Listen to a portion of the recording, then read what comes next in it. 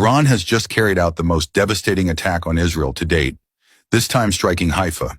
The intensity of this attack is unprecedented. From the Iron Dome to David's Sling and all other defense systems, most of them failed. The skies over Haifa looked like a storm of missiles pouring down as if it were raining fire. Scenes never witnessed before. The attack was so severe that Iran managed to destroy Israel's oil refinery in Haifa. According to Israeli media, both Israel and the U.S. are scrambling, unsure of how to respond to Iran's escalation. In fact, a full-on conflict has erupted between the two. Israel has also launched attacks on Tehran, and in response, Iran struck back harder.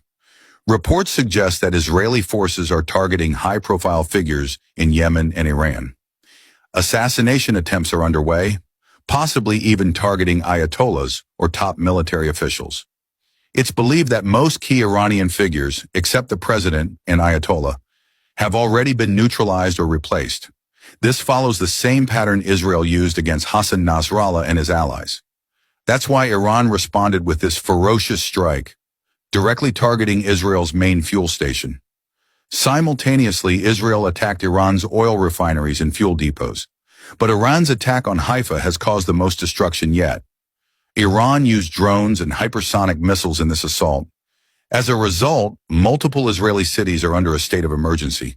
Sirens are blaring, emergency vehicles are everywhere, and millions of civilians have taken shelter underground. Tonight is expected to be one of the most apocalyptic nights in the region. Even the U.S. has admitted that what's coming can no longer be stopped, not even by them. The reason for Iran's preemptive strike? Israel had planned to bomb Iran's most secure underground nuclear facility at Fordo. They were preparing to deploy American and Israeli troops to destroy the site buried deep underground.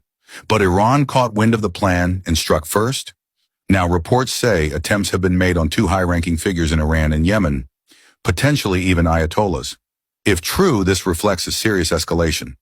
This war has now reached a point where both nations are striking at each other's core leadership. Meanwhile, Putin reportedly spoke to Trump before the attack and warned him not to participate in the war. Trump replied, "If you want peace, start by ending your own war in Ukraine." China has also reportedly given Iran the green light. It's important to note that no defense system, whether Iranian or Israeli, can intercept every missile or drone. That's the reality of modern warfare. Israeli Prime Minister Netanyahu has now deployed jets to every corner of Iran's border, promising relentless bombardment. His goal to reduce Iran to rubble, like Gaza. But Iran is not Gaza, and it has proven its capabilities. The destruction in Haifa is undeniable. Iranian drones and missiles have wreaked havoc. And in a shocking twist, Iran claims that many of the missile launchers Israel bombed were actually decoys made of cardboard and aluminum, tricking Israel into wasting their strikes. The real launchers remain hidden and active. This means Iran is not just defending, it is preparing for more counterattacks. If Israeli jets enter Iranian airspace, Iran is ready to bring them down. Now, who is helping Israel? The U.S. was, of course, but also reportedly the U.K. and France. As for Islamic countries, Iraq has officially warned the U.S. not to use its airspace. But America is ignoring that warning. Israeli ministers and their families have been moved to secret locations. Iran has warned that their next attack will be heavier, more destructive, and even more devastating. Both nations now have drones flying across each other's skies. Iran is intercepting Israeli drones but cannot shoot them all down. Tonight, war has reached its final moments. Iran's first strikes hit Tel Aviv, then Haifa. The next target may be Dimona, Israel's nuclear site. Iran is aiming at key defense and missile installations next. Israel has shut down all schools, universities, and public events. Weddings have been canceled. Gatherings are banned. This is a clear sign of total war. Netanyahu has told his people, "This war will be painful, but we must endure it so we can eliminate Iran once and for all." This war is not just about Iran. If Iran falls, others are next. Despite claims online, Iran is not receiving direct help from other nations. No other country is shooting down Israeli F-35s.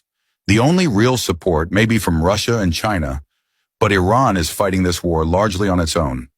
One thing is certain, this war is heading toward a final, devastating conclusion.